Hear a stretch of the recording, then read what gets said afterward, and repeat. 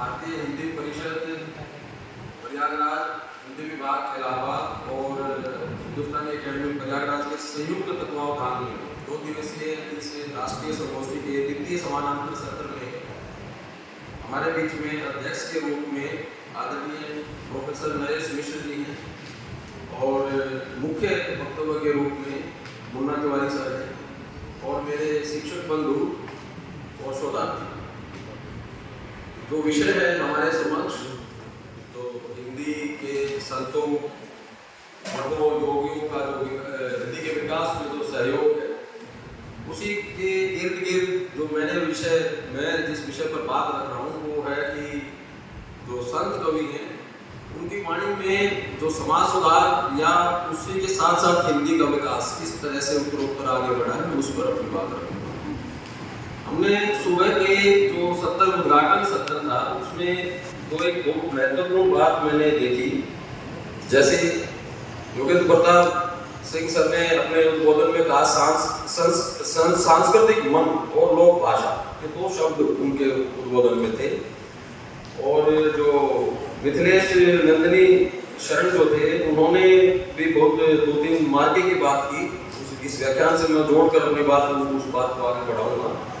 उन्होंने मुख्य रूप से जो बात रखी वो थी कि जो संतों के लिए जो है वो भाव केंद्रितता में होता है, भाषा केंद्रितता में नहीं होती। और उन्होंने ये भी कहा कि जो जीवन है यदि वो ठीक है, लोक जीवन में व्यवहार में अगर वो ठीक है तो भाषा भी ठीक होगी।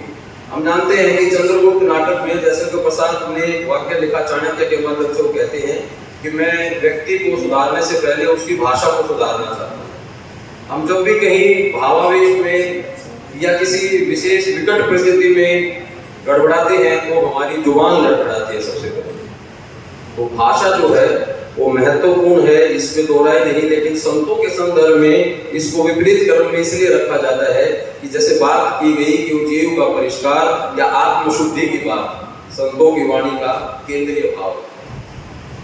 अब उसमें परंपरा के रूप में गोरखनाथ से लेकर रामानंद और उनके शिष्यों में फिर कबीरदास और उसमें सगुण निर्गुण सबको हम शामिल करें तो बहुत सारी बातें निकल कर आती हैं। कबीरदास का कि सामाजिक चेतना या समाज सुधार हम सब उससे वाकिफ हैं। लेकिन भाषा का प्रश्न या हिंदी के विकास में संतों का योगदान किस रूप में है वो तो अलग बात है कि गोस्वामी तुलसीदास ने भी कहा बसी कागज छोड़ो नहीं कलम कहीं नहीं जा, कवित्व विवेक एक नहीं मोरे, सत्य कहूं लिखे कागज कोरे। ये आत्मस्वीकार का जो भाव था ये बड़ी बात थी। यही संत होने का जो संत स्वभाव है यही उनका स्वभाव का ये जो सहजता थी। गोस्वामी तुलसीदास या का भाषा का संस्कृत प्रेम चाहिए साथ, काम जो आवे कामरी काले करिए कुमार। तो वो भाव जो है वो केंद्रीयता में रहा। लेकिन उस भाव को केंद्रीयता प्रदान करते हुए भी भाषा को कितना कलेवर वो दे गए, ये बड़ी बात है। उन संतों ने जिनको हम हिंदी के जनपद संत के रूप में देखते हैं, जनपद संत अभी जैसे देखते हैं ना, ये उत्तर प्रदेश में ये जनपद गणना करते हैं स्थान की, तो उन हिंदी के जनपद संतों को जनपद संत क्यों मानते हैं? वो इसीलिए मानते हैं क्योंकि उन्होंने इस प्रकार से, जैसे कबीर की भाषा को सदोपड़ी भाषा, कोई कि वो कोस पर बदले वाणी 5 कोस पर वाणी, वो कोस पर बदले वाणी 5 कोस पर वाणी। तो वो उस बदलती वाणी को, उस मानवीय स्वभाव को वो जज करते थे, वो कहीं ना कहीं भ्रमण करते थे। और ये जो रिसर्च का जो जितने भी इस तरह के व्याख्यान या जितने भी संगोष्ठियां होती हैं इनका भी अवसर यही है कि हम मुन्ना तिवारी सर से हमारी भेंट हुई या इस तरह से हमारा भाषाई आदान प्रदान होता है दूसरे क्षेत्र के लोगों से। तो यही संतों ने किया और उन्होंने समाज की नब्ज को पकड़ा, समाज में क्या अपेक्षा है, क्या अपेक्षित सुधार होने चाहिए। आर्य समाज की बात उसमें आई, जैसे एनी बेसेंट उस समय का जो एक पूरा समय था, अंग्रेजों का एक जो दमन चक्र था, जो सेंसरशिप थी, तो आचार्य रामचंद्र शुक्ल ने अपने इतिहास में कहा भी है कि इतिहास में जो उन्होंने गणना की है सिर्फ वही इतिहास नहीं है हिंदी का, उसके अलावा भी बहुत कुछ ऐसा रह गया है जो ओझल हो गया है, जिसको अनसीन हीरो के रूप में अभी मौजूदा केंद्र सरकार ने पीछे चिन्हित किया कि हमारे बहुत सारे अनसीन हीरोज हैं।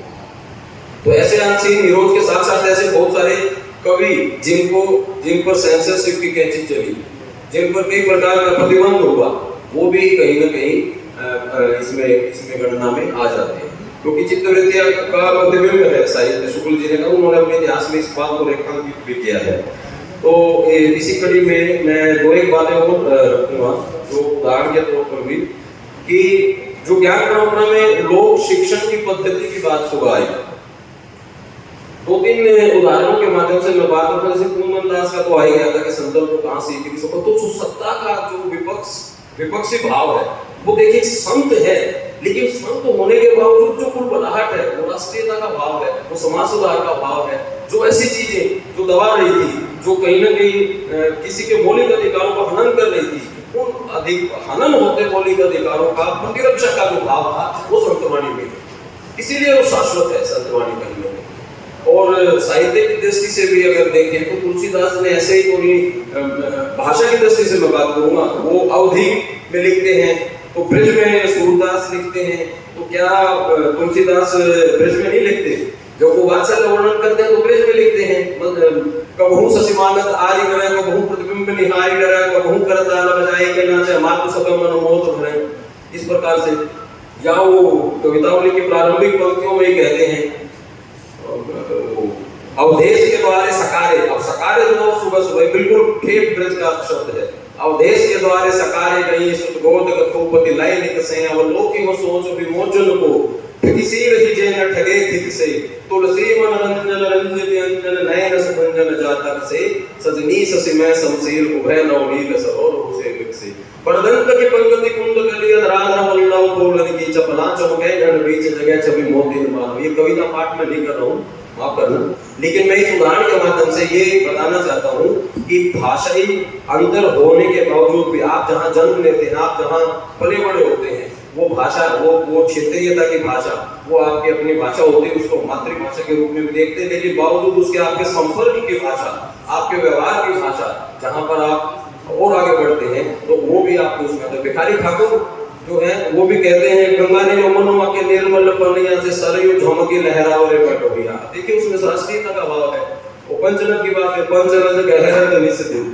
तो इस प्रकार से संत गरीबदास और संत गंगादास, ये दो नाम मैं अब आपके समक्ष रख रहा हूँ इसी कड़ी में। प्रोफेसर नरेश मिश्र सर जरूर जानते होंगे, तो ये छुड़ानी में धाम है संत गरीबदास का सर, मैंने कई बार विजिट किया है उधर। तो वो एक परंपरा है संत गरीबदास का, वो कबीर पंथी हैं और यहाँ प्रयागराज में भी कुंभ के मेले में पूरा आयोजन वो प्रत्येक वर्ष करते हैं। वहाँ छुड़ानी धाम है झज्जर एक डिस्ट्रिक्ट में, हरियाणा में, और वो वहाँ पर इस वाणी का पाठ, कबीर वाणी का, ये वो बंदी छोड़ के नाम से, जय बंदी छोड़ जीव का परिष्कार, उस तरह से वो उनकी वाणी है, वो पूरा वॉल्यूम है।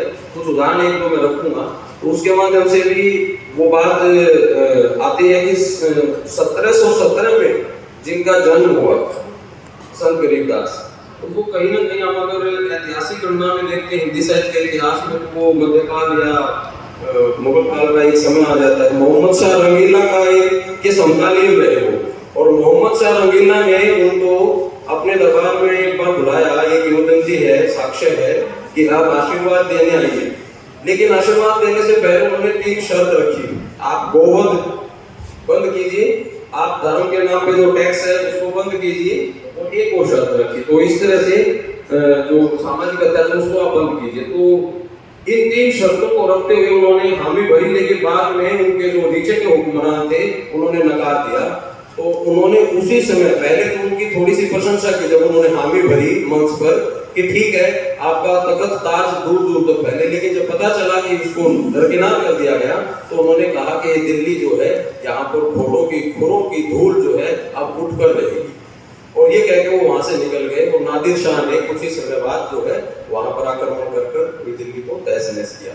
तो उस संत की वाणी में भी कहीं ना कहीं लोक समाज की एक चिंता वाजिब थी, और भाषा की दृष्टि से भी सन 1717 से लेकर, और शायद उनका समय रहा होगा 70 के आसपास, तो 1770 तक, तो उस बीच में उन्होंने जो लिखा वो पूरी तरह से खड़ी बोली के पुट को सामने रखता है। ऐसे ही संत गंगादास जो हैं वो रानी लक्ष्मीबाई का दास संस्कार उन्होंने किया, और संत गंगादास की जो वाणी है उसमें सन 1850 में उनका जन्म हुआ, और 1850 में जन्मे संत गंगादास की बहुत सारी कृतियां सेंसरशिप के कारण मेरठ में एक प्रेस जो होती थी उससे वो टंकित हुई, लेकिन वो प्रकाशित बाद में नहीं हुई। लेकिन डॉक्टर शर्मा, जगन्नाथ शर्मा, जो फरीदाबाद के एक कॉलेज में थे, उन्होंने उनकी वाणी को संकलित किया और 2 वॉल्यूम में प्रकाशित किया है। और उस प्रकाशित अंश को देखकर हिंदी का समाज कम से कम आश्वस्त होता है कि खड़ी बोली हिंदी का प्रारंभिक प्रचलन करने वाला भी कोई संत गंगादास के नाम से हिंदी में हुआ। और इसके अलावा उन्होंने भक्त प्रहलाद, शिव विवाह, इस प्रकार से बहुत सारी उन्होंने लावनियां अपने समय में लिखी। और वो लावनियां कहीं ना कहीं वेद और पुराण के उस भारतीय परंपरा के ज्ञान को हमारे समक्ष लेकर आती है। मैं 2 एक उदाहरण यहाँ पर रखना चाहूंगा। जैसे उन्होंने कहा कि यवनी भाषा पढ़े अभागे, ये संत गंगादास की पंक्ति है। वो भाषा की दृष्टि से उनका एक विचार है कि यवनी भाषा को पढ़ रहे हैं और अपना सब कुछ छोड़ रहे हैं। जैसे कालीन कवि कहता है, बहुत दिन बीते राम प्रभु खोयो अपनो देश को तक बैठकर भोजन भाषा भेष। जी, तो मैं अब समाप्त करता हूँ। 1-2 उदाहरण सब मैं रखना चाहता था, लेकिन चलिए मैं समाप्त करता हूँ। मेरा कहने का तात्पर्य ये था कि भाषा की दृष्टि से भले ही उन्होंने केंद्रीयता नहीं दी, लेकिन बावजूद उसके वो भाषा के लिए हमारे संत समाज ने, संत कवियों ने बड़ा काम किया है। इसमें जो सामाजिक संस्थाएं हैं, उसमें नागरिक बचाने सभा या आर्य समाज या गीता प्रेस गोरखपुर और भी बहुत, तो इस प्रकार से इन सामाजिक संस्थाओं का और संत कवियों का हिंदी के विकास में, समाज के उद्धार में, सामाजिक समरसता में बड़ा योगदान रहा है। मुझे समय दिया, बहुत बहुत धन्यवाद।